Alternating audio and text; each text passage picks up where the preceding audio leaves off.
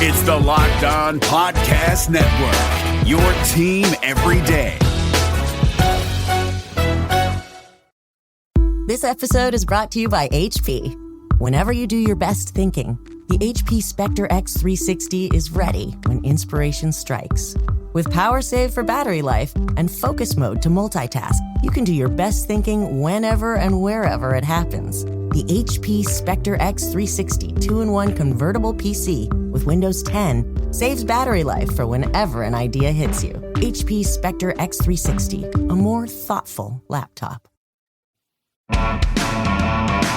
Hello and welcome to Locked On Astros, your daily Astros podcast. Here are your hosts, Eric the Man Heisman and Brett H-Town Wheelhouse Chansey.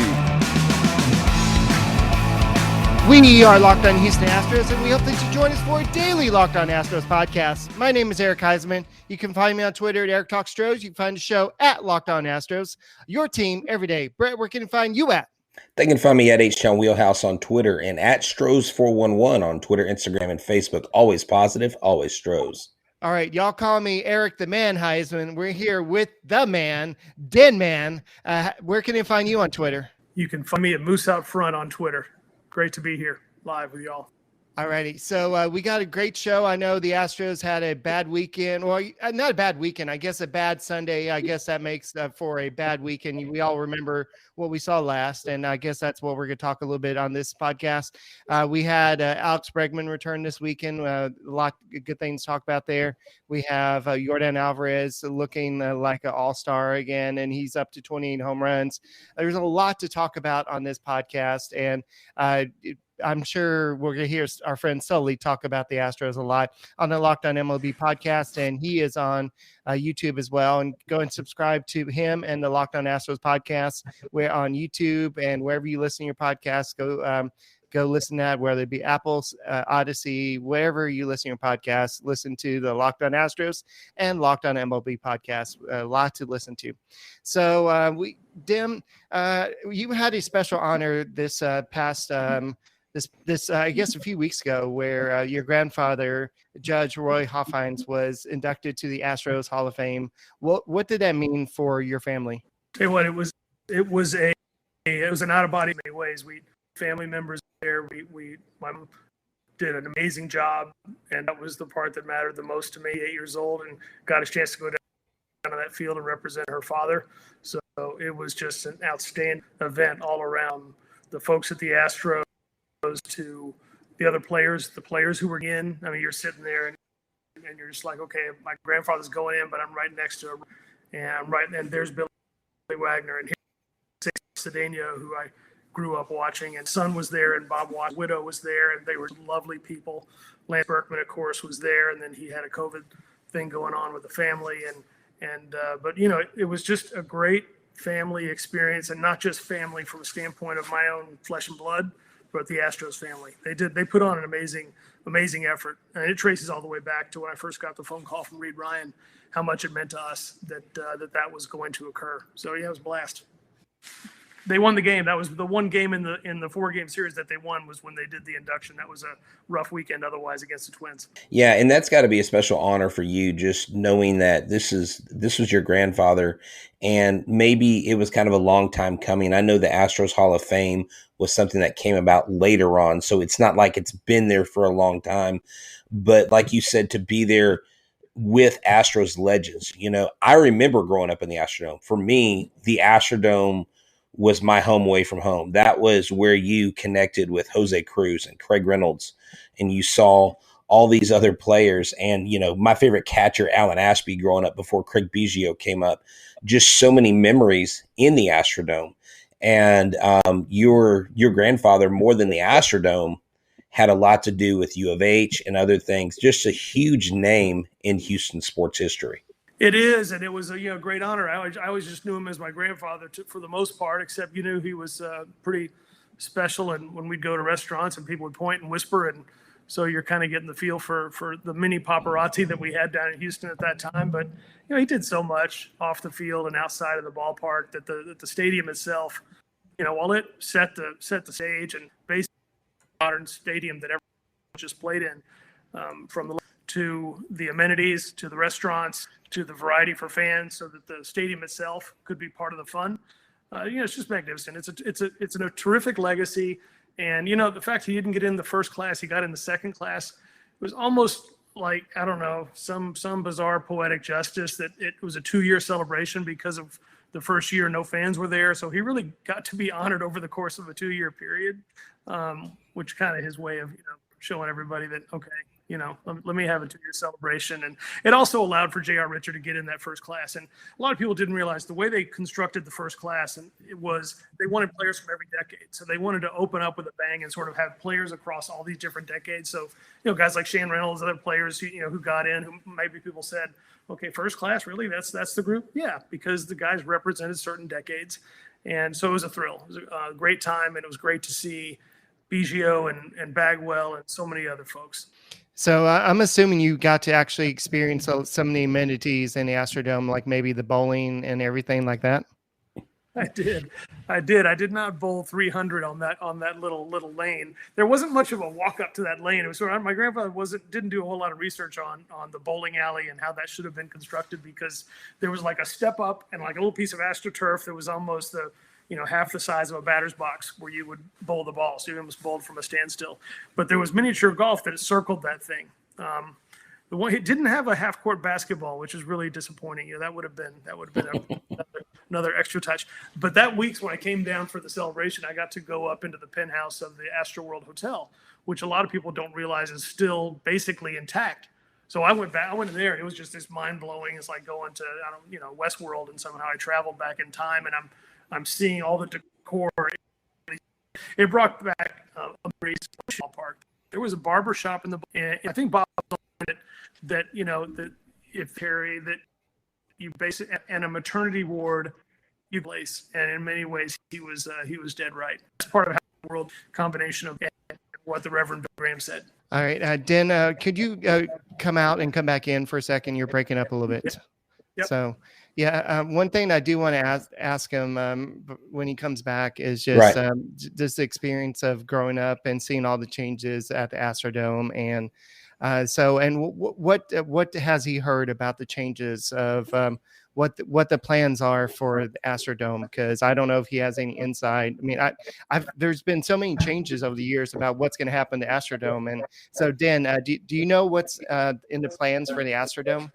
So there's an Astrodome Conservancy, which is doing everything they can to protect the history of the dome. And there's some developers who have emerged in recent months that have been working behind the scenes with our friends at City Hall and with our friends at Harris County, just as important, maybe more important, and the Texans and the rodeo. So to build that kind of support really requires a whole lot in the way of discussion.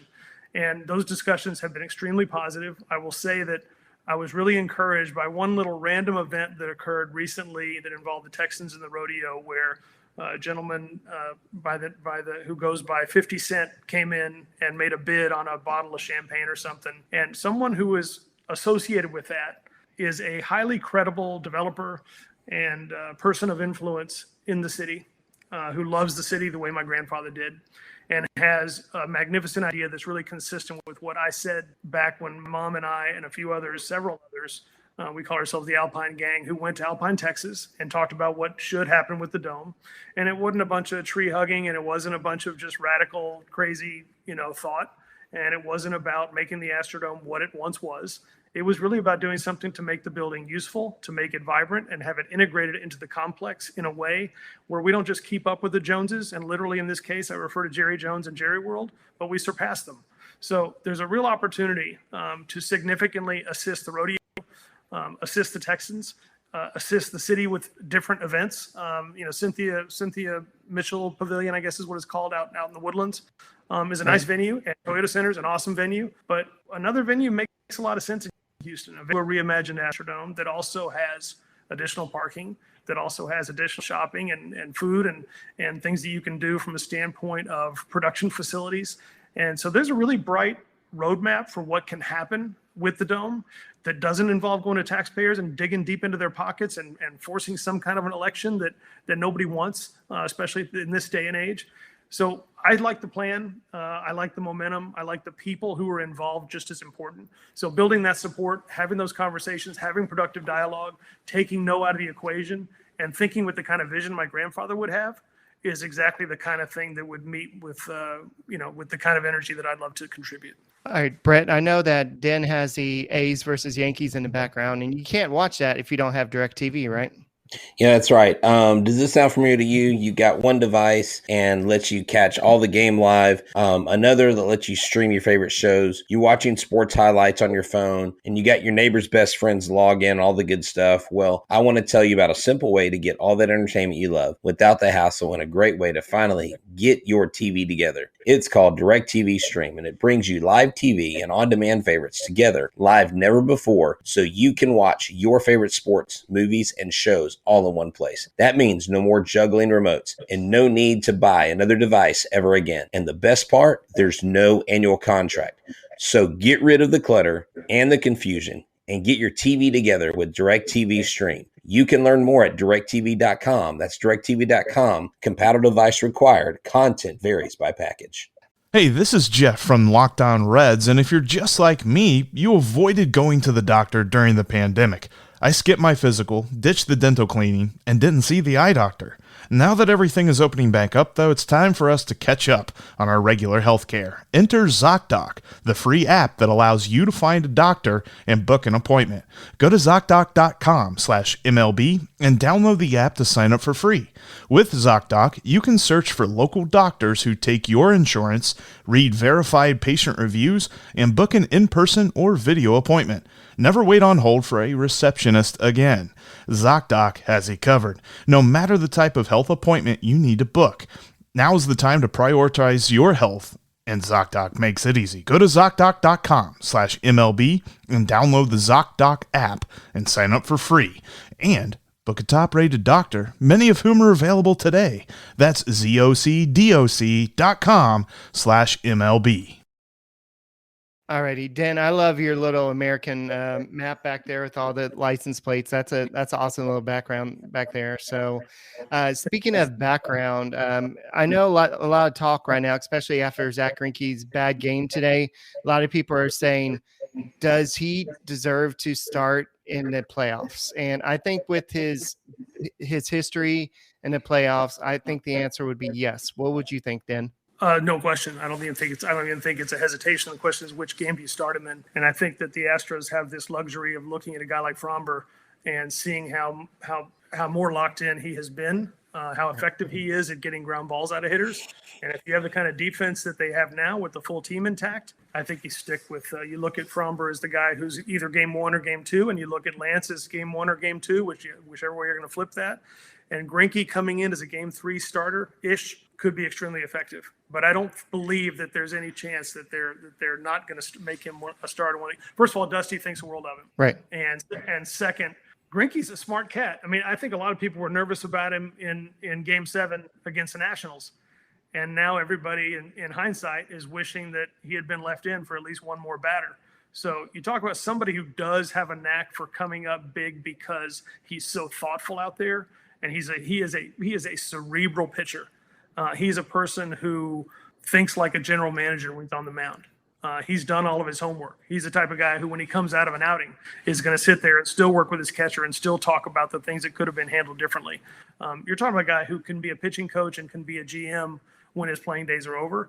And that's what he does when he's out there on the bump. So I firmly believe that he'll either be the game 3 or game 4 starter. Yeah, see, I think if you were to ask me, if you were to give me the ability to write the 4-man rotation, I would go with Lance McCullers 1, Framber Valdez 2, Luis Garcia 3, and Greinke 4. And with Greinke, you could piggyback Urquidy with him. You could even piggyback Odorizzi with Garcia if you needed for some reason. But I think Zach Greinke is your 4th starter. But I think Dusty, being Dusty, goes Greinke 1, McCullers 2, Valdez 3, and Garcia 4. Yeah, I don't think he'll do that because I do believe he'll get the lefty in either 1 or 2. And I believe that Click and Strami will have significant input as to that as well. And then depends on the matchup too. When you're facing the Yankees, you're going to want Fromber in 1 or 2 without any question. my mind. And if you also and you look at Garcia's been, terrific. I mean, you're dead right that he easily could be the 3, and just depends on what the matchups suggest, how he is at that point from an innings count, and not even to dismiss the Coffee. I'm drawing a blank on Mr. Coffee. Christian Javier. Yeah, Christian Javier. He can go tandem as well, which is pretty fascinating. And he's actually better starting than he is probably coming in. He at least needs to come in clean. And we saw what happened when he came in during an inning and gave up a grand slam. That was a rough moment. So they're all learning a lot about this staff right now and figuring out who they can and can't depend on. And I would say that Mr. Abreu pretty much answered the emphatically that he's not really part of the equation in the postseason. Well, technically, Abreu hasn't really pitched in a long time because he was part of the taxi squad, and he still hasn't pitched in a long time. Yeah, I know. You can count today as pitching. Yeah, that was more batting practice. I get what you're saying, but Zach Greinke after a game, he was like, "When I feel good, it usually works out, and I get outs. So not too concerned about stuff and location. It was just one of those days where the other team was just locked in." And Zach Greinke on Jake Meyer's catch, it was amazing. Defense played amazing behind me. It wasn't a couple of really good plays. It would have been even worse than it was. Yeah, I mean, we can say that about Framber Valdez. Remember that when the runner ran on the inside of the line? If it wasn't for the umpire calling him out, that game could have been different. There's a lot of ways where today's game could have been different. I know we could have been talking about a perfect game if Yordan Alvarez didn't hit that foul ball home run, because who wouldn't known the momentum may have turned a little bit with that turn, because the next hitter got a hit, which was Alex Bregman. But who knows how things could have changed with just one swing at a bat. Well, and going back to Friday night, the Rangers took out their Houston area kid who was pitching lights out, and the Astros really benefited from the fact that they didn't want him to go beyond that 5 innings. So exactly.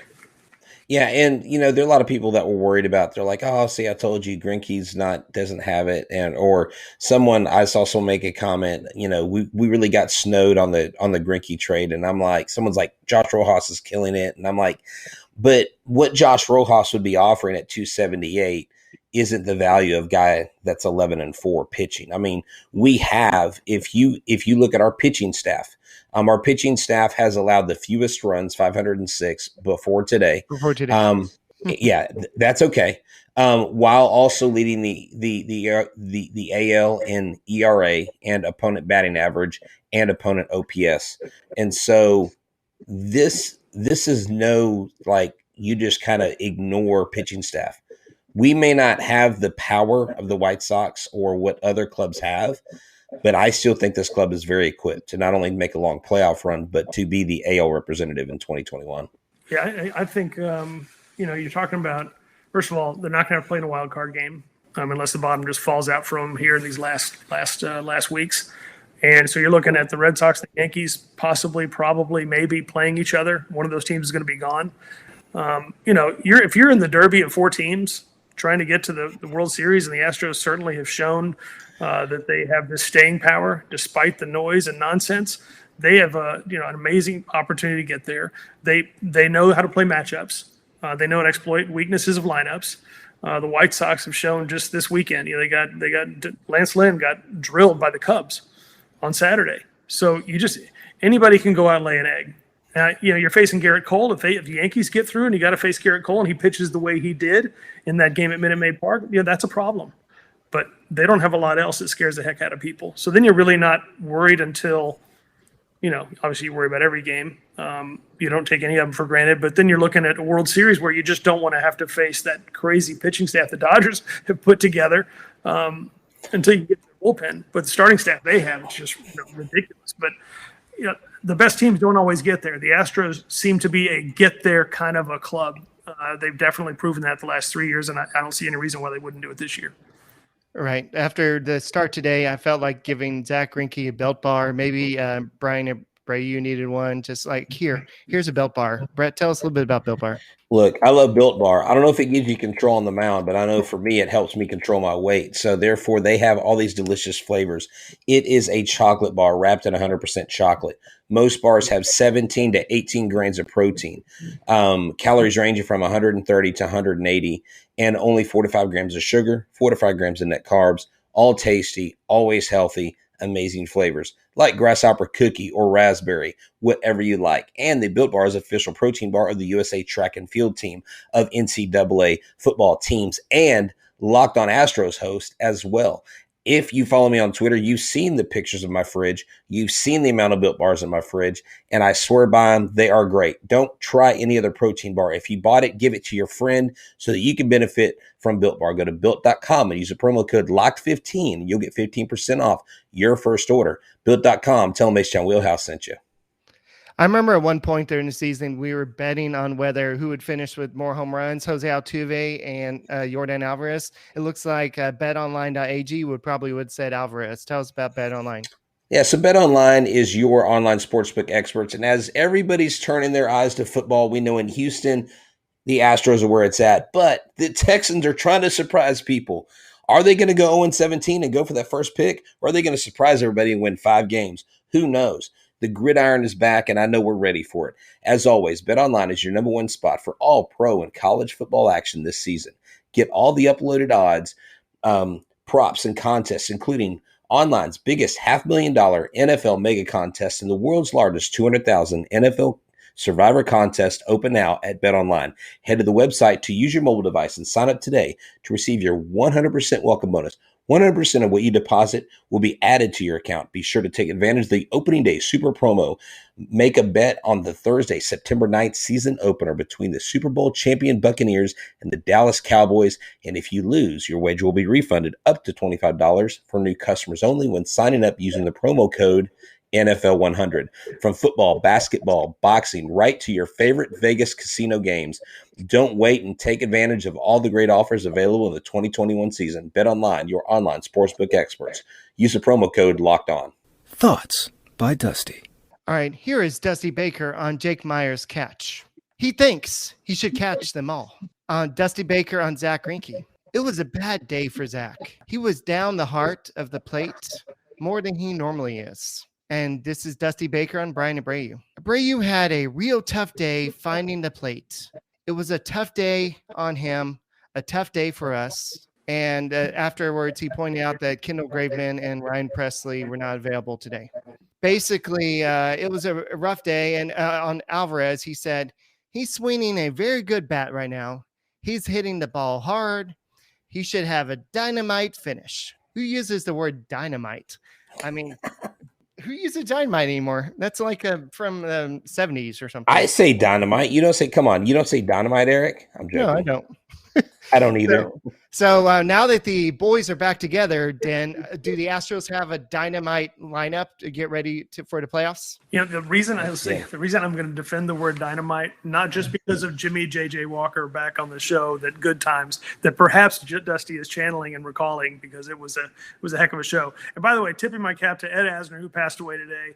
It was awful news. Played Lou Grant on the Mary Tyler Moore Show. I'm dating myself when I reveal my affinity for him, but he did play Santa Claus in Elf. So for you kids out there, Ed Asner was a great man, and he was from that era of dynamite being referenced. But so when he said the big orange wagon, which I like a lot less than dynamite. So I've always thought of this team as a blast. And I think that the word blast really applies to them really well. And I picture this orange explosion that's what they are to me. They're just the orange blast. And I think that the thing about this team that is a blast to me is that they have this electricity in them. And I think when the energy is low, it's just kind of contagious. When they have a low energy game, it just infiltrates that entire lineup and the entire roster. It's wild. But because when they're on, they're just unbeatable. You know, and if you watch enough of the other teams, and I watch all of them as much as I can, and some, I'm watching games, I'm just a fiend. I was watching that White Sox Cubs game. And so I'm watching these games and I'm seeing this same thing. And it's sort of like, man, y'all pay attention to what's going on here, because the fact they don't have Springer, they don't have Verlander, they don't have Cole, they don't have all of these things. And yet they still have this up and down that lineup, this sort of magical connectivity between players.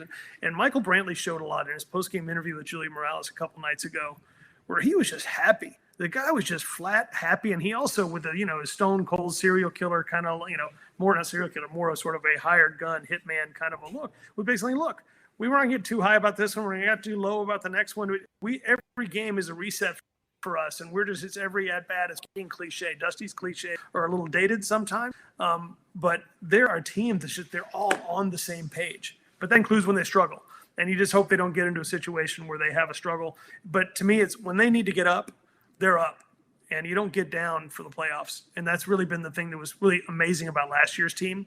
Look at what a horrible struggle that they had going in, and who was, they did go in and beat the Twins, and that didn't surprise a lot of people. But the way they just manhandled the A's was so impressive. You're just sort of like, whoa, they flipped a switch. So this is a team that is capable of flipping a switch. And this year they don't have to flip it quite as hard. They just need to make sure that it stays up near 9 and 10 and doesn't fall down around 5, 6, or 7. So when you talk about flipping a switch, I'm reminded my childhood watching Over the Top with Sylvester Stallone, one of the best, worst movies of all time, where he is an arm wrestler. And he talks about he's sitting in front of this truck. They're all competing in this arm wrestling tournament for this Volvo truck, and he's like, when I turn my hat around, it's like I become a machine, like this flip. I flip a switch, and it's like, yeah. And I'm like, he goes and he beats Bull Hurley, and he changes his hand position and overpowers him. A buddy of mine I grew up with, his dad worked on that set. He was part of the International Arm Wrestling Federation. He was one of the heads of it. And so he's got pictures. My friend met Stallone during that whole filming. But that's what you remind me of. And that's what the Astros are. It's like, when I turn my hat around, I become a machine, and they do. They have a different level. And that was built in there. And that was built in that clubhouse when AJ Hinch was here. And that confidence still is there. I don't know if you heard AJ Hinch say this the other day. This was awesome. AJ Hinch was like, hey, we may not be the guys that you're beating right now, but later on, you better watch out, because we're coming for you. Like he's still got that mentality. Mentality's carried over. And you love that about this ball club, because through and through, it just goes through. And even the new guys catch it. Graveman, Myers, all these guys have caught it. It's funny. They do follow his lead. And like you said, the guys who weren't even here under that regime are still catching, the momentum that regime brought into it. So it's very inspired. And what AJ was doing was sending a message to free agents. And, one of those free agents two of them happen to be current Astros. For Justin, who's not, with the team, who could easily go back to the Tigers. And Correa could easily fit in there as like a guy who's going to completely change that culture. But first things first, I am enjoying Correa right now, probably more than I ever have. I'm not caught up in the dread of whether he's still going to be there. So anyway, I think it's just, I know we were going to lose our co-host. Anyway, you're fine. We can keep on going. He's got. No, he's shooting hoops. I don't want him to get hurt. He needs to stretch out and not become. Yeah, he's got to pretend to go play some basketball. He's over there laughing right now in the corner. So make sure you close yourself out and go miss some baskets. Make sure you don't pull a hammy. No, he's gonna focus on the bottom of the net, man. I'm telling you. He's going to score 20 tonight. So I know that Chaz McCormick is going to play some rehab games with El Paso in El Paso for Sugarland Skeeters Monday and Tuesday. He could be activated as soon as Friday. I know that we have Jose Urquidy making his final start for the Skeeters in El Paso, which is a long drive. I almost said that word, but it's a long drive even from Arlington. So what do you think of Chaz McCormick? Is he driving? Are they driving to El Paso? I'm sure they're flying. I'm sure they're flying. No. I got a ticket once in Fort Stockton going 83, and now sadly 83 might be the speed. 85 might be the speed limit. So that was a long time ago. It's a long trip. It's a long trip to El Paso. Urquidy is a great secret weapon. So a lot of people forget, that he's even there, and there is a resource. But he's quite talented. If he's gotten his arm kind of rested and re-energized, he was pitching really well for a brief stretch there. So he could be really helpful. And as we remember, he did extremely well against the Nationals in that World Series as well. Pitched one hell of a game. I know a lot of people just look right past him when they're talking about the playoff rotation. I mean, this guy has some great playoff games. Luis Garcia, as great as he's been, he's only pitched in 2 innings in the playoffs. So yeah, I think that Dusty Baker being Dusty Baker, he's going to go with the experience, and he's going to go with Urquidy as long as he's built up enough innings. And so we'll have to see how many starts he can get over the next month, because that's basically all he's got. So that's probably 3-4 starts that he's got with the Astros. So we'll see. And Chaz McCormick has enough time to try to win his job back from Jake Myers, because a lot of people have said that he's been Wally pipped. I don't know if that's the case. I think that it's probably still going to be some type of a platoon, but we saw shades of Jake Marisnick out there making that catch today.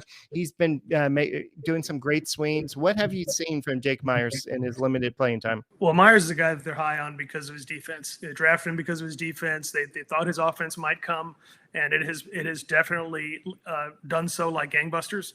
So Myers is, to me, the better player in terms of just, it always had been kind of his ranking, and the expectation was that he could become an everyday type of player, and that Chaz would be a fourth outfielder, maybe even a fifth outfielder, but a damn good one. And he also can demonstrate that versatility. Who knows what else they're going to do with him? He has shown such grit and such determination and conviction, and the ability to make contact, even in tough circumstances. I think that's been impressive about both those guys, that they've actually fit into and bought into this system of this club that really strives and values having quality at-bats, not giving up a single pitch. And they've both shown great ability to do it. Myers is the better defender. Their offense is somewhat similar, but Myers seems to have more power to all fields. So you got a guy with foul pole to foul pole power who's in a groove. I wouldn't say that you could say that either one of them at this point of their lives would even, be Wally pipped, because I think the person who's going to Wally pip them is in the minors right now. And so they've got some even better help coming that did not part with at the trade deadline. I mean, guys who are going to make people not miss Springer so much, and maybe even not miss Correa if he happens to go, which I guess he will. There's a lot of help coming. And meanwhile, I just think that they have an embarrassment of riches to some extent. And what they need is just to keep clicking the way that they do when they are up. And they're going to score a lot of runs, even against really good pitching. Well, a lot of people say that the weakness of the 2017 roster was the bullpen, because they had to rely a lot on their starters, like the Charlie Mortons and Lance McCullers, to kind of close out the games of the World Series. Do you think that this bullpen is stronger than the 2017 bullpen was? I think it's stronger because of what they can put in there. So you can put a guy like Christian Javier in there to basically be tandem-like. You can put someone like Urquidy there who can be tandem-like. You can even put Garcia there who can be tandem-like, really depending on what kind of rotation they go with and how the weather's cooperating and how many days off they're going to have between games. But when you know that you can throw Lance out there, and you know that you can throw Fromber out there, and then you've got a choice between Garcia and Urquidy and Greinke to be the next starter, that's great depth. And your question was about the bullpen. The guy I worry a little bit about is Maton. He's got stuff. He's got that whole spin rate thing going down, but he's almost like Presley when he got here. Presley was really good when he got here. I think that, but he wasn't this great, elite, amazing, no-brainer future closer.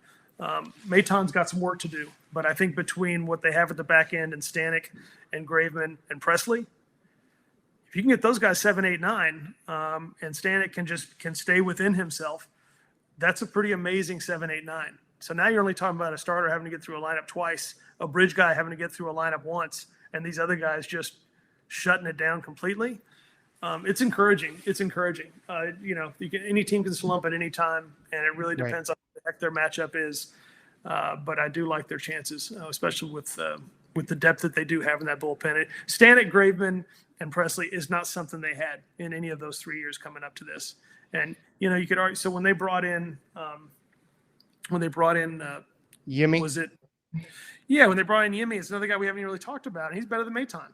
So now you're talking, you can split seven based on matchup, and then go 8, 9 with Graveman and Presley, and you're in really great shape. So I think it's a pretty amazing collection of talent that they've got.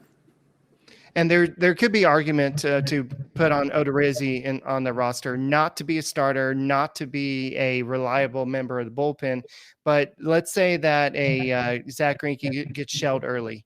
You need somebody to kind of eat up some innings so you don't waste your valuable arms in a bullpen. So that's something that the mop-up guy, and that's the rule that I've been saying on Twitter. But I'm not saying. Well, it's funny. There was a crazy game in the World Series between the Phillies and the Rays, and I was at that game, and it was one of the major rain delays, and it went on forever and ever. And, a guy like Joe Blanton all of a sudden had a place and was a dude who got it done. And so those are sometimes those people that you need in a random game that somehow is going to look like a softball game.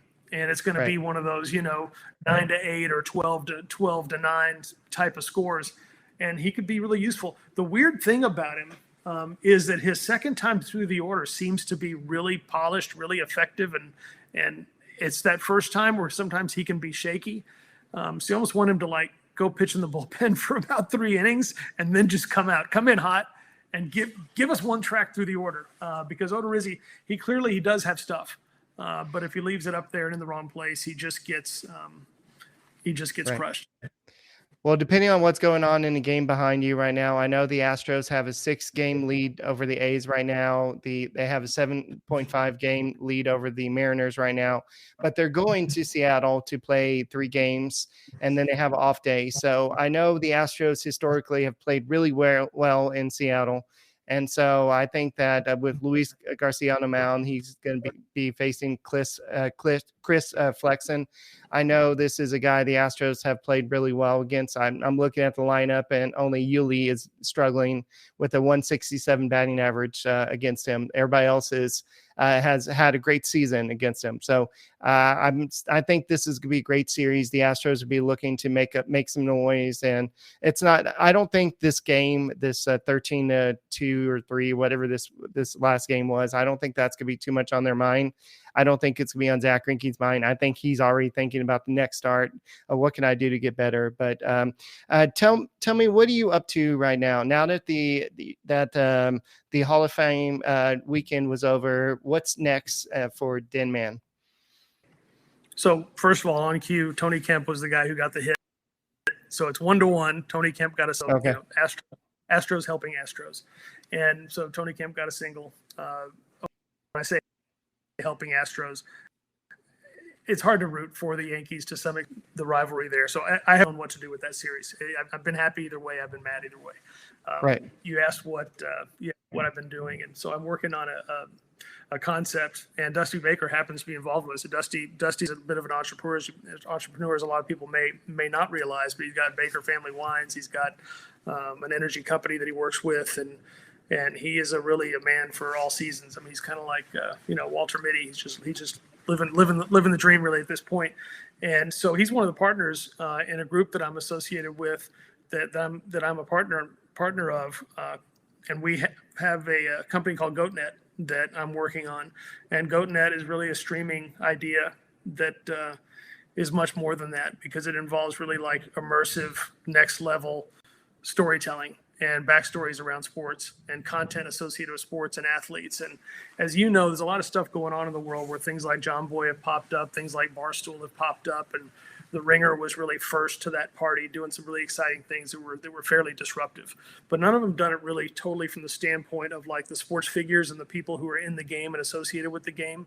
And you see how fired up these athletes get about like the T-shirt with with Fromber on it that the guys are wearing, or Machete being in his pose, and that comes out of something like that.